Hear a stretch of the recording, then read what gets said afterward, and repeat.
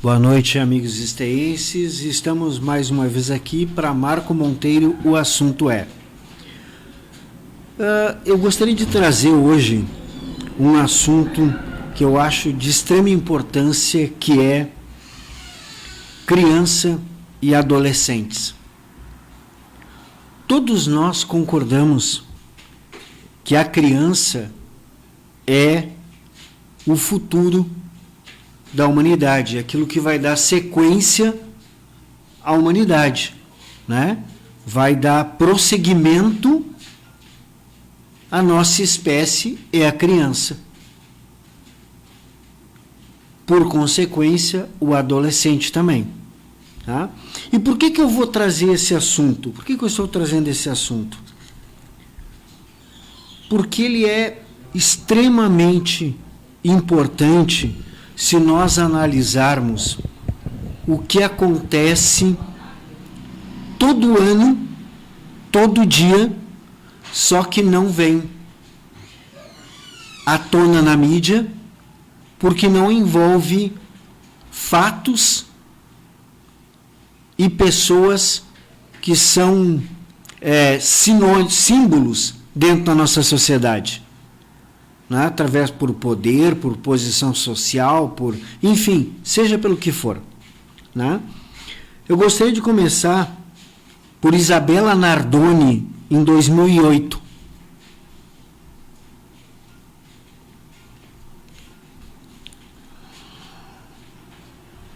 Joaquim Ponte, 2013.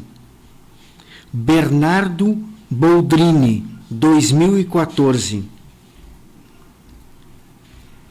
Ezra Lian, 2015. Juan Maicon da Silva Castro, 2019. Rafael Winques, 2020. E o último que está aí para todo mundo falar, está na mídia, está no jornal, está na reportagem, Henri Borel, 2021. Por que eu trago esse assunto?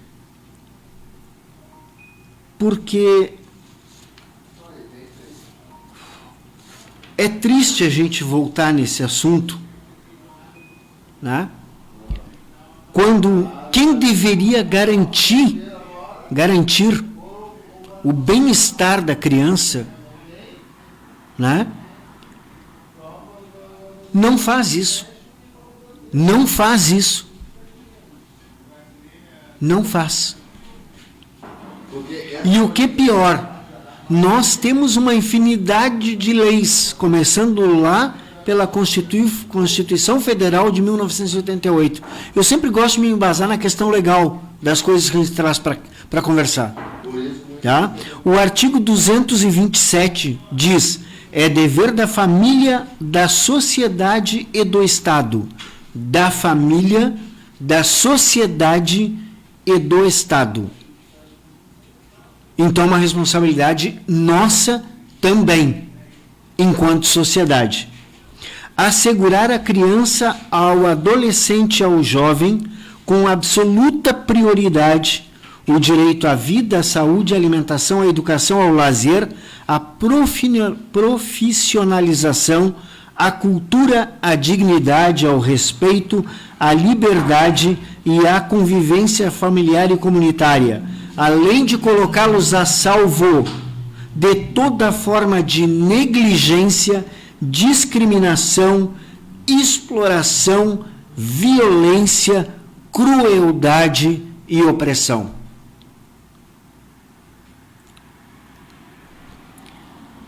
Aí nós vamos para o Estatuto da Criança e do Adolescente, no seu artigo 4º.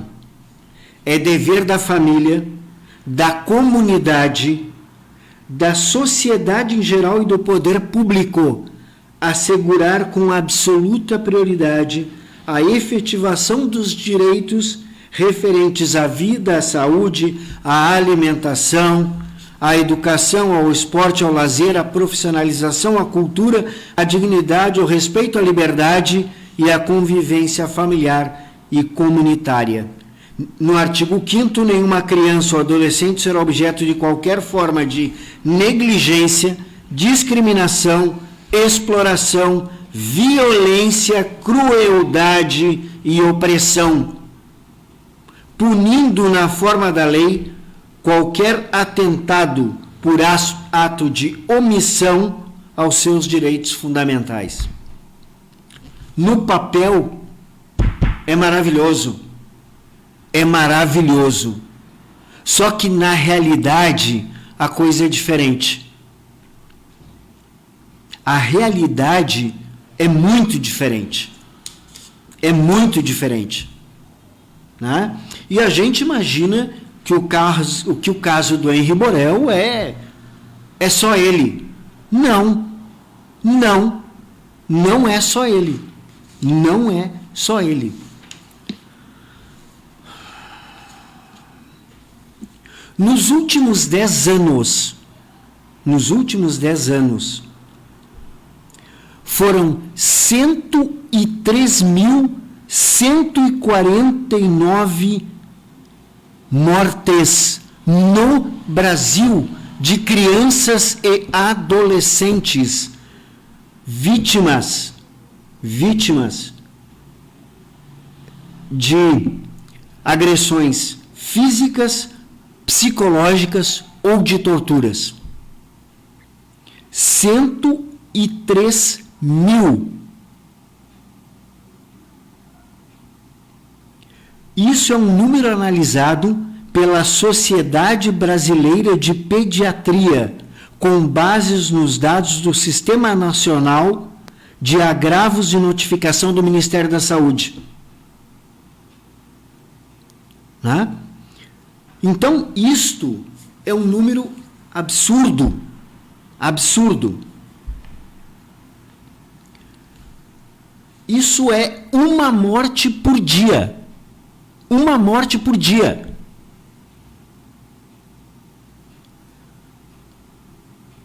São 233 novos casos por dia. Desses, 69,5% são agressão física, 27,1% são agressão psicológica, 3,4% por tortura. O nosso estado, segundo o levantamento feito, é o 5º no maior número de casos.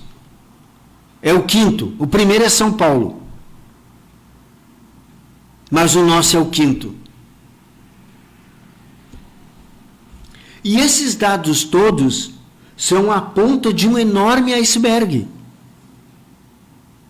Ah, mas por quê?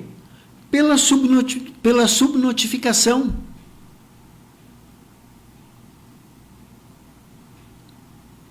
Nesse caso mesmo do Henri, não houve a notificação das agressões. Não houve. Tem áudios em que a babá comenta com a mãe que o nosso amigo lá agrediu o menino. Ela não pôde nem lavar a cabeça da criança, porque a criança estava se queixando de dor na cabeça. Isso é uma omissão. Isso é uma omissão. Essa pessoa se torna cúmplice. Desculpe, mas é a minha visão de interpretar os fatos.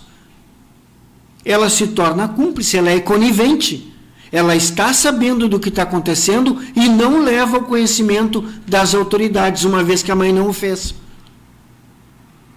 E eu me pergunto, como é que uma mãe consegue se calar sabendo que o filho está sendo agredido dessa forma? Como é que um pai consegue se calar? Como é que uma mãe ou um pai consegue fazer uma coisa dessas com uma criança? Eles são o futuro do nosso país, o futuro da nossa sociedade. Que pessoas serão estas que estarão lá na frente? Então, é muito, muito importante que a gente pare de se excluir dos problemas e dos acontecimentos. No sentido, não é comigo, deixa para lá.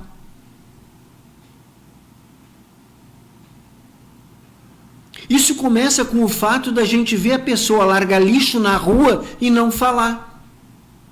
A pessoa chega lá com uma carrocinha daquelas, um reboque, descarrega um monte de lixo na beirada da rua, no terreno baldio. Eu estou vendo, mas eu não falo nada. Eu não quero me incomodar. Tá, eu não vou me incomodar com o lixo ali, mas depois eu vou me incomodar com o resultado do lixo que está ali. Então eu me incomodo com a pessoa que está colocando lixo. E eu não preciso me incomodar, basta eu ligar para a brigada, basta eu ligar para a guarda municipal e dizer, ó, tem uma pessoa descartando lixo de forma irregular. Olha, tem uma casa aqui em que eu estou ouvindo uma criança gritar.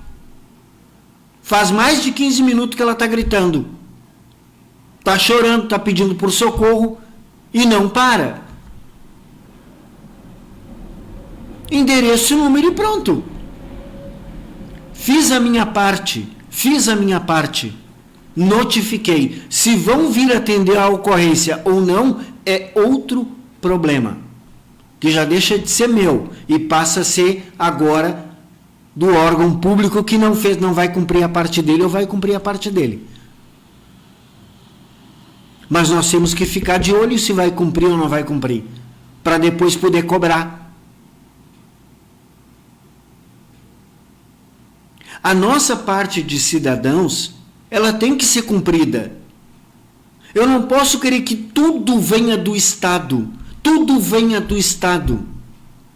Tudo o prefeito, tudo os vereadores, tudo o secretário. Tá? E a minha responsabilidade de não sujar, de não poluir, de auxiliar na manutenção da cidade.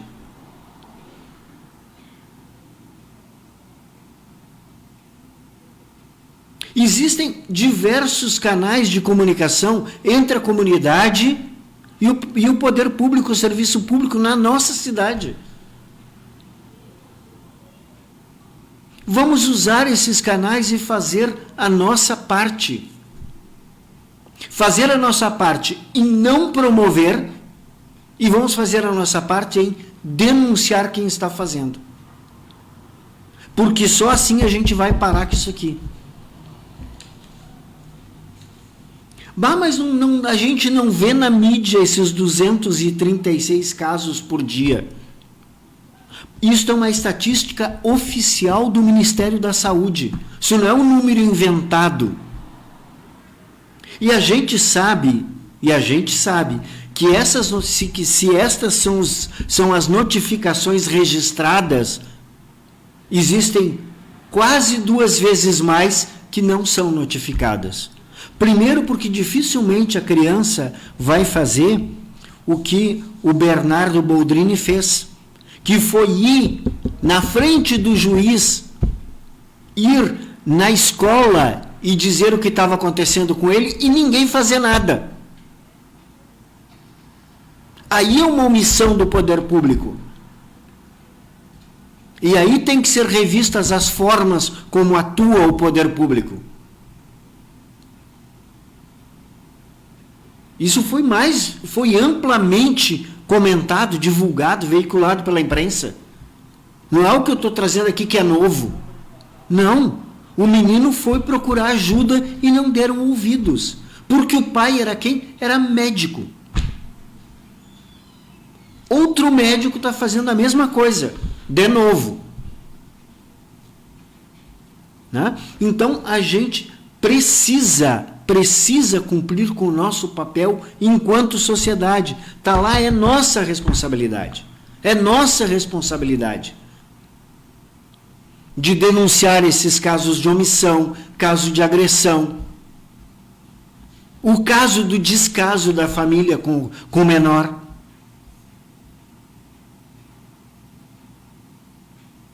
Nós temos que cumprir o nosso papel enquanto sociedade. Nós somos tão responsáveis quanto, porque no momento que nós não fazemos nada, nós estamos sendo cúmplices. Ah, eu não. Sim, nós sim.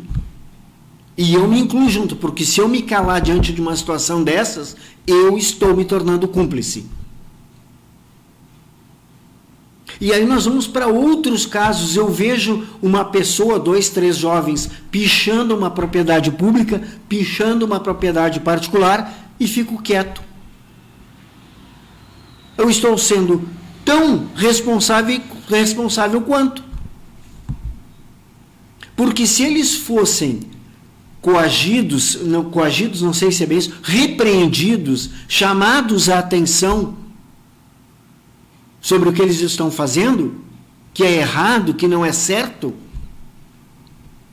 Porque se fosse bom, fosse bonito, eles faziam na casa deles. Vamos colocar assim, né? Se fosse bonito botar lixo na beira do arroio, botar lixo na beira da calçada, botar lixo no terreno baldio, eu ia querer o lixo na minha casa. Mas é que eu não quero o lixo na minha casa e eu acho que é justo que eu bote lixo em outro lugar que não é o certo. Com tantos lugares adequados na nossa cidade para fazer isso.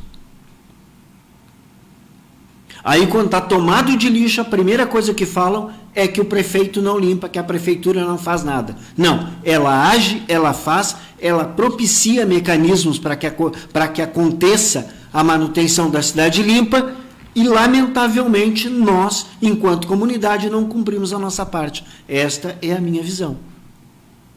Posso estar errado? Acredito eu que não.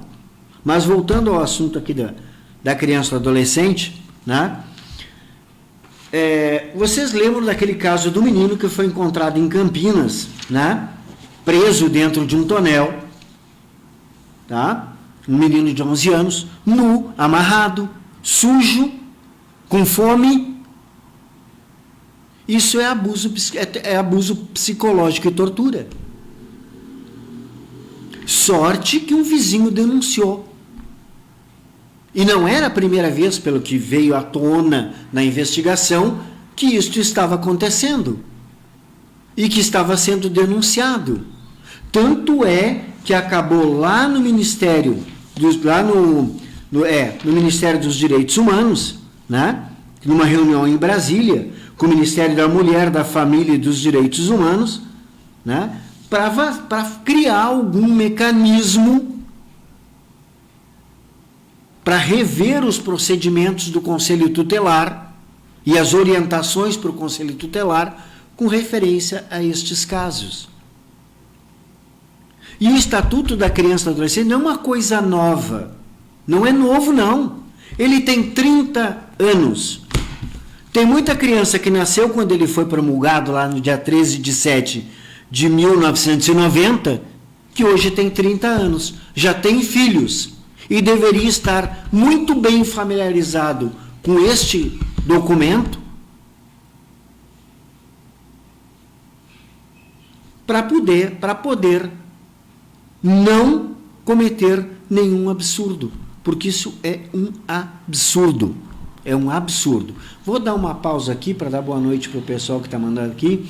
Pai Fernando, boa noite. Cristiano Marques, boa noite. Obrigado por estar nos assistindo aí. Viviane Dutra Abreu, boa noite para você. Obrigado por nos assistir. Jaques Espiandorello, boa noite, Jaque. Paola Foleto, boa noite. Obrigado por nos assistir aí. Tá? Então, é assim, ó. Estão revendo os procedimentos dos conselhos tutelares nestes casos. Claro, vamos colocar aqui outra situação, né? A grande maioria destas agressões, elas acontecem no contexto intrafamiliar. Algumas acontecem na escola, outras acontecem em ambientes comunitários e sociais, mas a grande maioria acontece dentro do ambiente intrafamiliar. Então, alguém de fora, alheio a esse contexto, entrar dentro, né, do ambiente familiar para verificar o que está acontecendo, é algo delicado. Não pode ser feito de forma truculência nem de qualquer jeito, mas tem que ser feito.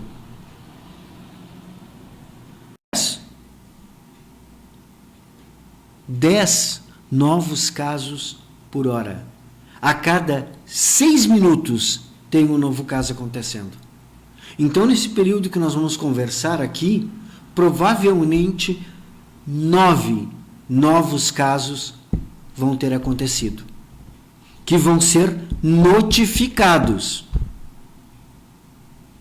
Podem ter acontecido 27 por causa da subnotificação.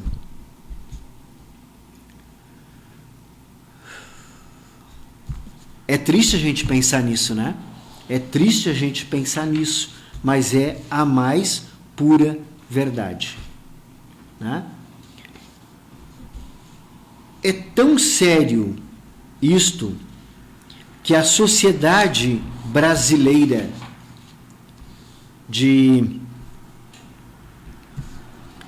Pediatria, com base nesses dados, né, ela nomeou 31 profissionais para elaborarem um manual de atendimento às crianças e adolescentes vítimas da violência. E um protocolo de abordagem às crianças e adolescentes vítimas de violência. A Sociedade Brasileira de Pediatria, ela foi quem deu início a esse trabalho de diagnosticar a violência contra a criança e adolescente intrafamiliar e até fora dela. Por quê? Porque às vezes era recorrente a criança aparecer no hospital ou no consultório do pediatra com uma lesão que já tinha acontecido, né? Com uma luxação, com uma fratura, com hematomas, com dores que eram recorrentes, dado as agressões. E aí a gente percebe que existem distinções muito grandes a serem feitas. Uma distinção grande a ser feita. A criança, é muito difícil fazer o que o Bernardo fez. Chegar e buscar ajuda, auxílio no sistema do Conselho Tutelar, da promotoria pública, da escola. Ela, por iniciativa própria, é difícil. A criança normalmente se aquieta. Ela vai permitir e dar sinais para que as pessoas que estão à sua volta percebam o que está acontecendo. O adolescente não. O adolescente já é mais fácil buscar o caminho legal para ter ajuda para resolver esse problema. Então, quando o adolescente chega lá, ele já sofreu abuso há muito tempo. Ele já sofreu agressão física, agressão psicológica, tortura há muito tempo. Não é uma coisa nova. E aqui eu não tem nenhum levantamento sobre os abusos que envolvem relações sexuais. O que para mim me foge, eu não consigo entender isso. Eu não consigo entender.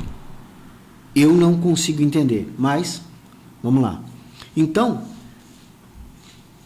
a Sociedade Brasileira de Pediatria é exatamente quem orientou em muitos momentos todas essas leis. Mostrou a necessidade, mostrou o que estava acontecendo, foi atrás para criar políticas públicas, para criar mecanismos de proteção. Né? E isso é uma responsabilidade do Estado. É uma responsabilidade do Estado, tomando consciência, ciência, assumir para si a responsabilidade de criar esses mecanismos, criar protocolos, criar procedimentos, buscar entender o que está acontecendo,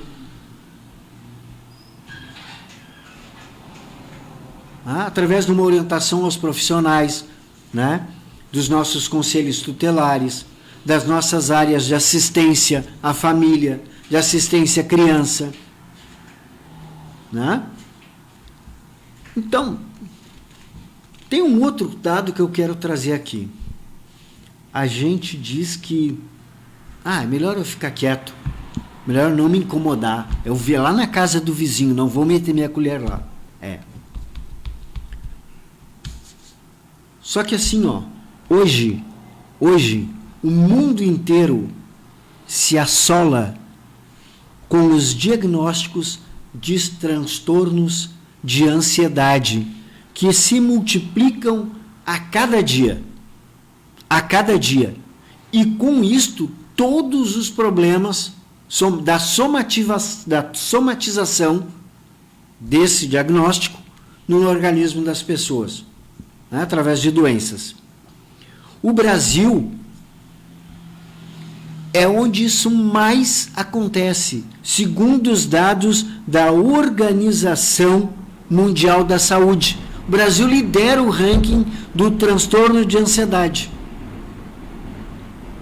Tá, mas o que isso tem a ver com a questão da criança? Vamos chegar lá, vamos devagar que a gente chega lá. E por isso, a gente tem que voltar muito seriamente a nossa atenção, e aí vem todos os mecanismos de proteção, de saúde, de acolhimento, de assistência, à qualidade de vida proporcionada às nossas crianças e adolescentes. Por que isso?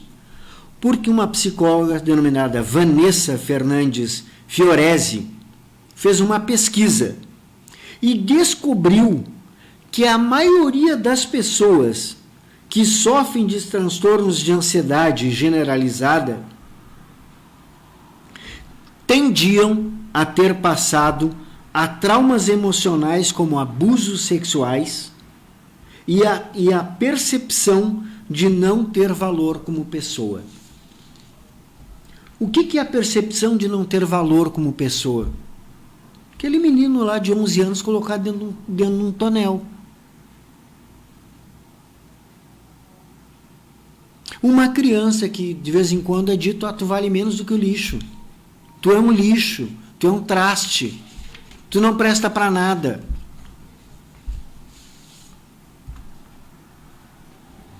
Isto é, a criança vai com o tempo tendo a percepção de que ela não tem valor como pessoa. E isto causa lá quando ela é adulta, porque isso aqui foi uma pesquisa feita entre pessoas com 25 a 40 anos, de 25 a 40 anos, ela vai ter esse transtorno de ansiedade. Então, vejam bem, um problema da nossa sociedade hoje, relevante, porque ele gera custos em saúde, custos na saúde pública, vem destes acontecimentos. Não acha que está na hora de a gente começar a fazer alguma coisa? Prestar atenção? Reparar no que está acontecendo ao nosso redor? De nos sentirmos responsáveis por esses inocentes, mesmo que eles não sejam da nossa família? Mas percebe-se que o maior número é intrafamiliar. É pai, é padrasto, é mãe, é madrasta, é vô, é vó, é tio, é tia, é irmão, é irmã, é enteado, enteada. É dentro da família. Creio eu que é impossível não se perceber o que está acontecendo dentro da nossa casa, de não percebermos o que está acontecendo na nossa casa. junto aos nossos da nossa família, né? Então, está na hora da gente se acordar e perceber, né, que 233 novos casos por dia é muito, gente. É muito. E vocês estão achando que isso aqui é número de 2020, né? Ano passado. Não. É de 2017. 3 anos.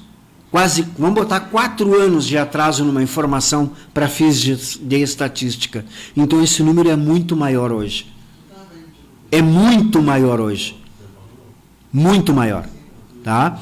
Então, vamos prestar atenção às nossas crianças. Vamos olhar para as nossas crianças. Vamos reparar. E aí, 2017 não tinha pandemia. Não tinha pandemia. As crianças brincavam na rua, as crianças iam à escola, as crianças se reuniam com amigos e se tornava mais fácil perceber certas situações. As pessoas não estavam trancadas dentro de casa, impedidas de sair, todo mundo ia para o lazer, ou a grande maioria ia para lazer, né? Tinha o tempo de se reunir com seus amigos também, enquanto adultos, trocar informações. A crise econômica e a recessão não era tão grande quanto está aí batendo na nossa porta. O desemprego não era nesse nível. Como é que hoje está essa situação? Já existem membros da Organização Mundial da Saúde que dizem que nós vamos nos deparar com algumas surpresas muito tristes quando as crianças voltarem para a escola e os adolescentes a frequentarem as aulas presenciais. Porque todo esse estresse, todo esse envolvimento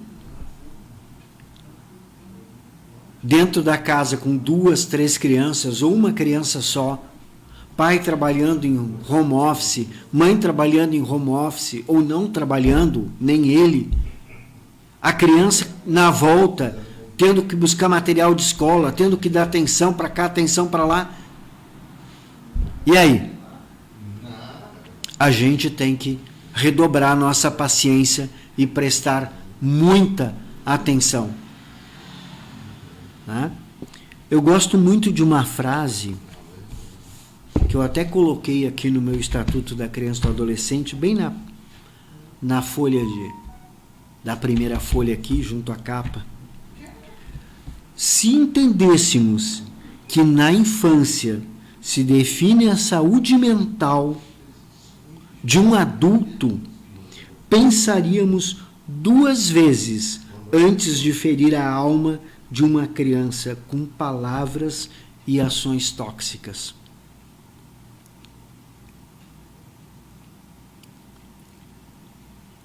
Pensaríamos 2 vezes antes de ferir a alma de uma criança com palavras e ações tóxicas. Né? Então é assim, ó, esses casos que eu trouxe aqui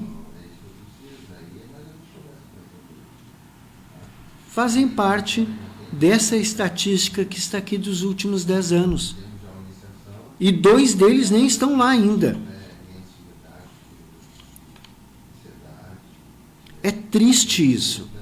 É triste, é doloroso a gente saber. Enquanto país, enquanto Estado, que nós estamos em 5º lugar no ranking nacional disso, isso nem é ranking. 5º lugar, o Estado do Rio Grande do Sul, em incidência de casos de agressão física, psicológica ou tortura de crianças e adolescentes. Vamos nos atentar para isso. Nós somos responsáveis, enquanto adultos, enquanto pais, enquanto mães, enquanto avós, enquanto tio, tia, em cuidar, em zelar por essa criança. O cuidar, o zelar, não vai se dizer que não quer dizer que tem que passar a mão por cima de tudo que ela faz. Não, vamos colocar limites. Agora, tem formas e formas de colocar limite. Tem jeitos para colocar limites. Tem jeitos de colocar limites. Eu digo assim, existe tantas coisas que a gente tem que fazer curso, que daqui a pouco eu vou ser o primeiro a dizer que pai e mãe tem que fazer curso antes de ter uma criança. De no mínimo 5 anos. De no mínimo 5 anos. Para ver se tem condições de orientar um ser em desenvolvimento. Né? Para quem leu um pouquinho, esse espírito ele está aqui para que a gente ajude ele a melhorar, a corrigir imperfeições de outras vidas, para quem acredita.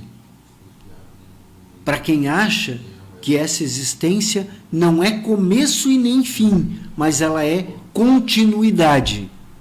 Continuidade. Né?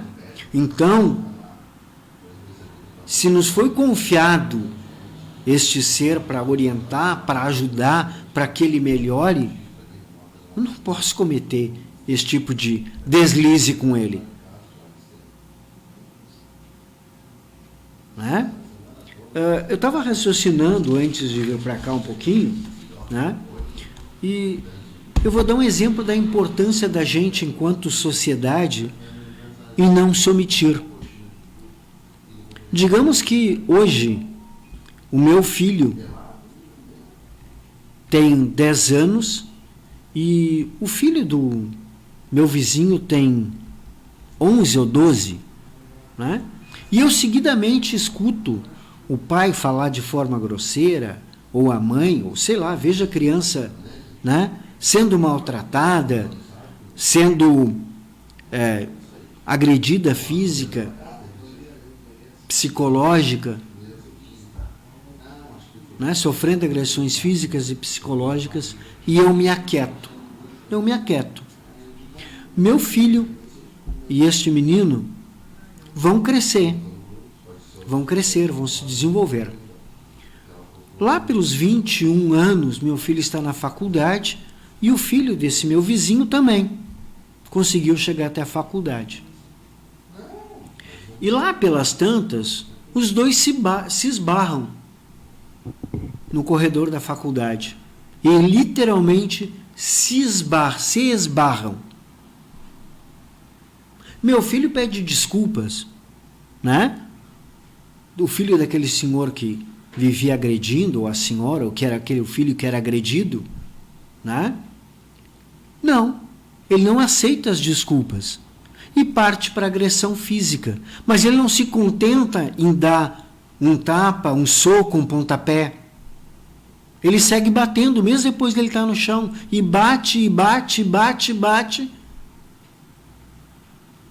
Meu filho acaba entrando na UTI de um hospital. E o resultado não é aquele que nós esperávamos. Ele voltar para o convívio da nossa família. E aí? Eu me calei para não me incomodar. Qual foi o resultado? A minha omissão gerou a minha dor. Então, é importante que a gente reflita sobre as nossas ações dentro da comunidade. Reflita sobre as nossas ações de forma crítica. Às vezes a gente vive num condomínio e não sabe quem mora na porta ao lado.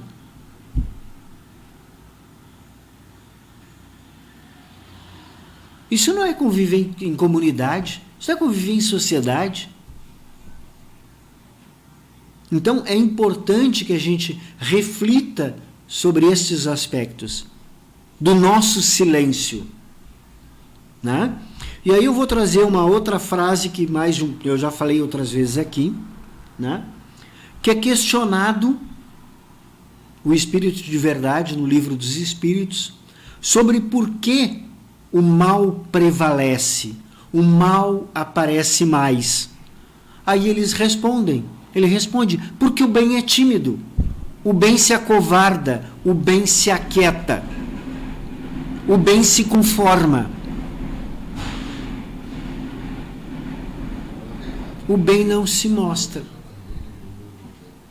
Até porque muitas vezes quando o bem se mostra é criticado. Tem o outro lado também. Né? Às vezes o bem, quando se mostra, é criticado.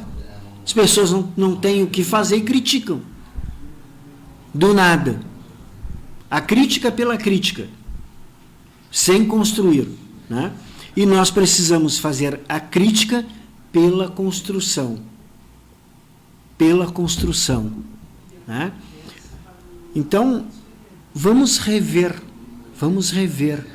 a nossa conduta. Não adianta nós nos alarmarmos com esses números e continuarmos na mesma vida, fazendo as mesmas coisas, ouvindo a criança gritar por socorro, ouvindo a criança chorar, vendo o velhinho ser espancado, vendo a pessoa de cor ser discriminada, vendo o homossexual ser agredido, não fazer nada, é problema dele. Será? Será que esse problema não pode bater na minha porta?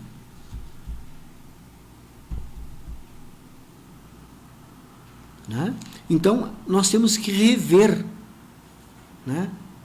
Nos aquietarmos em ver alguém ofendendo a outra pessoa por questão religiosa, até por questão política. Eu acho um absurdo as pessoas discutirem, deixarem de ser amigo de alguém por questões políticas. Eu acho isso uma coisa que, para mim, não cabe. Desculpa eu estar rindo, mas eu acho que não cabe. Tem outras coisas muito mais importantes do que ideologia política para a gente deixar de ser amigo. Tem. E às vezes a gente não deixa. A gente ouve a brincadeira de mau gosto, em que todo mundo acha graça, só um fica triste. Então não é todo mundo, mas a maioria acha graça e um fica triste. E a gente acha graça também, percebe que alguma coisa está errada, mas não fala nada, não comenta nada. E deixa assim. Né? Então, é preciso que nós façamos uma reflexão muito séria, enquanto sociedade, sobre o nosso papel nestas questões da criança e do adolescente, do idoso, da pessoa com deficiência.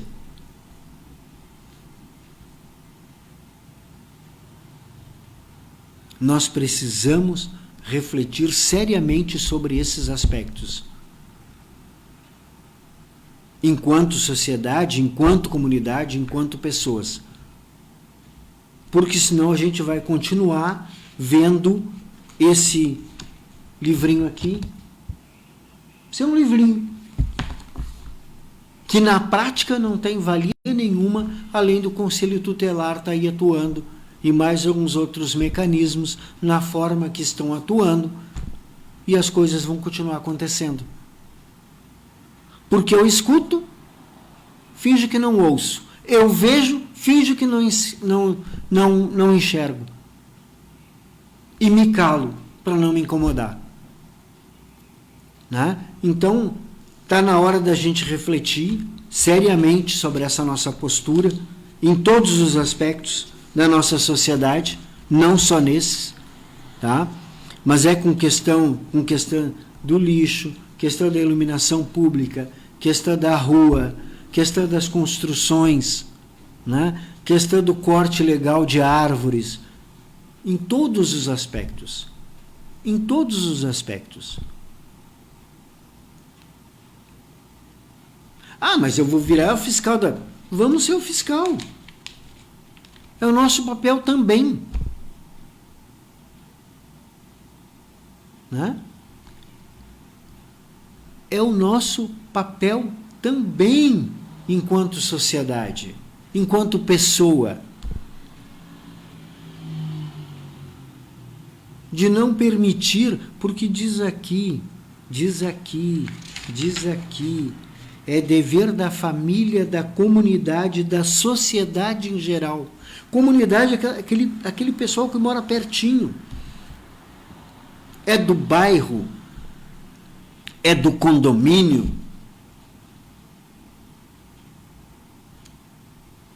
é o pessoal, é da cidade,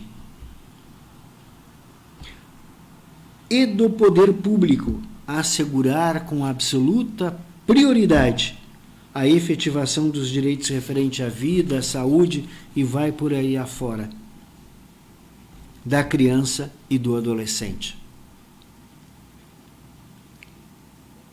Mas eu acho que isso não deveria ser só da criança e do adolescente, deveria ser de todos nós, mas vamos nos ater a eles neste momento, porque nós ainda podemos nos defender, nós adultos podemos nos defender. Agora, o que uma criança de 6 meses, que nem tem casos, o que uma criança recém-nascida pode fazer quando alguém a coloca dentro de um saco, põe numa caixa e joga num container? Num dia de frio e chuva? Nada. O que uma criança de 1 ano pode fazer quando alguém lhe bate de forma indiscriminada? Nada. Nada. O que uma criança de 10, 11, 12 anos pode fazer se alguém a tranca dentro de um quarto e desanda a espancar, chutar, dizer tudo que bem entende? Nada. Um adolescente até pode se aquietar, mas daqui a pouco ele fala. Aí já é um pouco diferente. Tá, mas e ninguém ouviu essa criança gritar? Ninguém ouviu falar desse jeito com a criança? Não.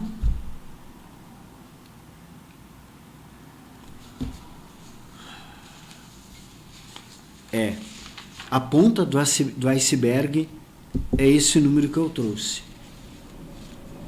Em 10 anos, 103 mil crianças. Né? Então, vamos nos ater a observar o que está acontecendo à nossa volta e não nos aquietarmos, não nos silenciarmos.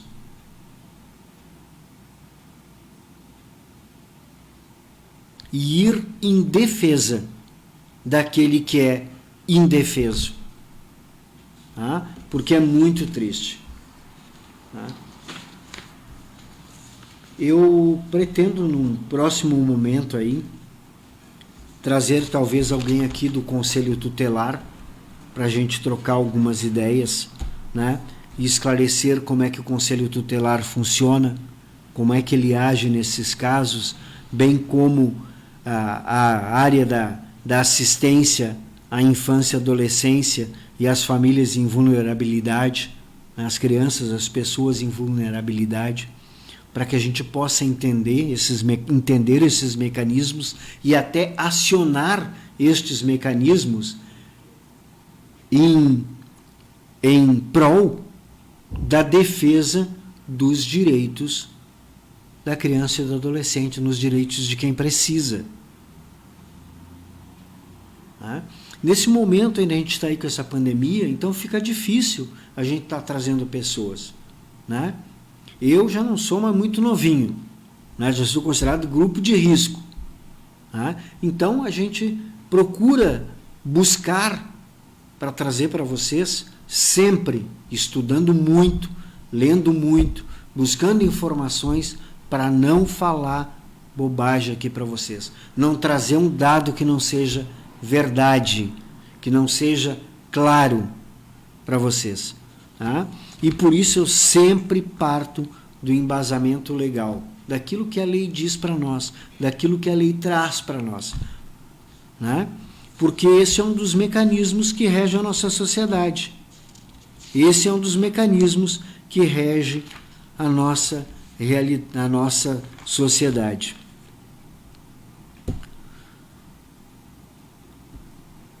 Um detalhe importante que eu quero trazer para vocês aqui, para nós começar a caminhar para o final, né, é que a nossa realidade social, ela demonstra e denuncia que, apesar de existirem tantas garantias e direitos de forma expressa, que é o que eu digo aqui na lei, o Estatuto da Criança e do Adolescente, a Constituição Federal e tantas outras leis que existem, né, para garantir o direito da criança, né, a efetivação e a realização, a concretização desses direitos, para muitas crianças, não ocorrem de fato. E aí a gente vai ver que esses casos que vêm à tona são casos de pessoas influentes. São pessoas influentes dentro da sociedade, porque senão ficariam lá quietinhos na estatística.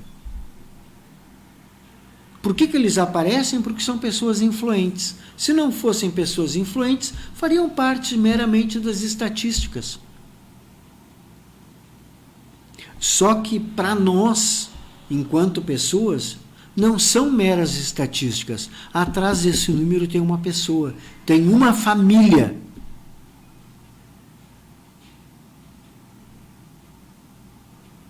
Que por um motivo ou por outro passa a sofrer por este trauma. Passa a sofrer por este trauma. Né? Então, nós temos que cobrar também, enquanto sociedade, enquanto comunidade, né, que sejam cumpridos as leis, sejam cumpridos os estatutos, sejam cumpridos aquilo que está determinado como instrumento de proteção da criança e do adolescente. Assim como do negro, assim como a questão de gênero, assim como do idoso, assim como da pessoa com deficiência, assim como dos estrangeiros. Enfim, né? Eu não sou muito de falar a expressão minoria social, mas é como é tratado, porque é uma minoria.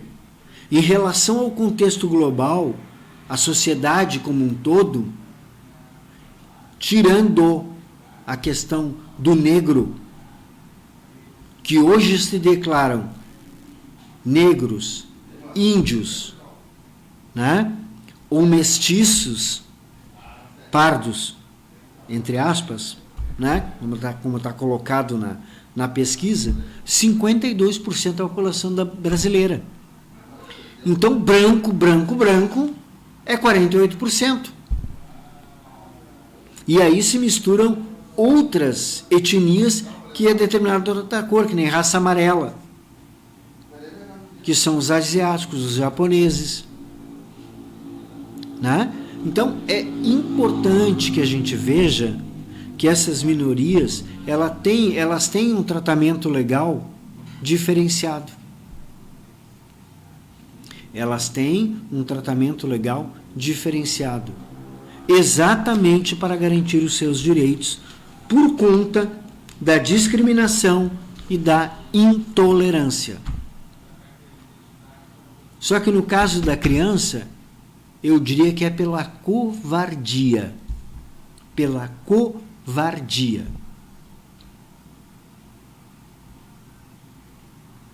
Eu não estou aqui dizendo que não possa repreender, não possa colocar o filho de castigo, não possa dar uma xeripa na nuca, né? Sei lá.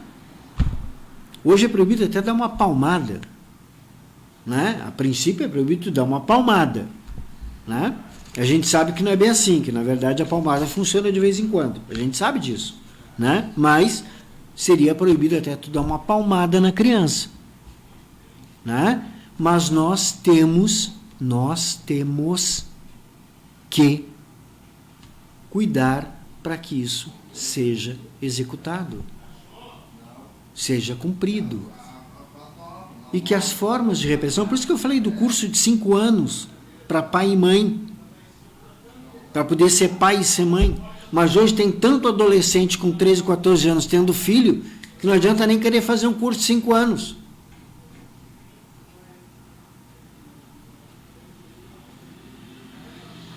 Né? Então, é outra questão, essa parte da gestação na adolescência, dos adolescentes pai e mãe, ou do adolescente ter que assumir o filho sozinho junto com o pai e a mãe dela. Né? O que eu acho que é um problema também de cunho social muito sério, que a gente pode trazer aí como assunto, se for da vontade de vocês aí que a gente traga como assunto. Senão, a gente toma liberdade e traz que nem esse de hoje. Tá? Mas é importantíssimo que a gente, enquanto sociedade, preste atenção nestes aspectos e busque fazer cumprir aquilo que está determinado na Constituição Federal e no Estatuto da Criança e da Adolescência e nos nossos princípios morais. Né? Nossos princípios morais, nossos princípios religiosos. Né? O número de ateus é muito pequeno. No mundo todo é muito pequeno. Né? Se a gente for levantar, eu acho que é 2% da população se diz ateu. A grande maioria segue uma religião, uma doutrina, né, que lhe determina o cumprimento de alguns princípios morais. Tá? Então, vamos prestar atenção nisso. Tá? Primeiro mandamento da lei deixada por Jesus Cristo: amarás o teu próximo como a ti mesmo. Então, eu tenho que fazer isso. Eu tenho que fazer. Isso é uma demonstração de amor, é uma demonstração de carinho, é uma demonstração de sociedade, de solidariedade, de respeito, de empatia. Tá? E como eu disse, não tem como ter amor se não tiver respeito. Não tem. O pai que diz que ama o filho, ou a mãe, ou o padrasto, ou o madrasto, o tio, a tia, o avô, enfim, a pessoa que diz que ama uma criança, mas pratica agressão física, agressão psicológica ou tortura, não ama. Porque não respeita. Se respeitasse, não o faria. Tá? Então, vamos nos atentar a isso. Vamos parar com essa coisa de dizer que a gente não tem nada a ver com isso, que cada um cuida da sua família, cada um cuida do seu chiqueirinho, cada um cuida do seu quadrado, né? Vamos tomar para nós essa responsabilidade social. Tá? Então, eu estou caminhando aqui para o final, tá? E vou me despedir de vocês, desejando aí uma boa noite, um bom resto de semana, né? E desejar uma boa reflexão sobre tudo isso que a gente falou hoje. Tá? Agradecer aqueles que estão nos assistindo, a todos aqueles que colocaram aqui que estão nos assistindo, aqueles que não colocaram, aqueles que irão assistir, né? A nossa gratidão, o nosso muito obrigado, né? Porque se alguém nos assiste, alguém prestigia aquilo que nós estamos conversando, é porque aquilo que a gente está conversando e está trazendo está sendo relevante para aqueles que nos ouvem e nos assistem. Tá? Então, muito obrigado pela assistência de vocês, muito obrigado por estarem nos ouvindo, curtam, compartilhem, nos sigam na nossa página, no nosso perfil, tá? E uma boa noite, um bom resto de semana, boa reflexão para vocês e até a próxima quarta-feira, quando a gente vai voltar com o assunto com Marco Monteiro, tá? Então, boa noite para vocês, um grande abraço no coração de vocês do Marco.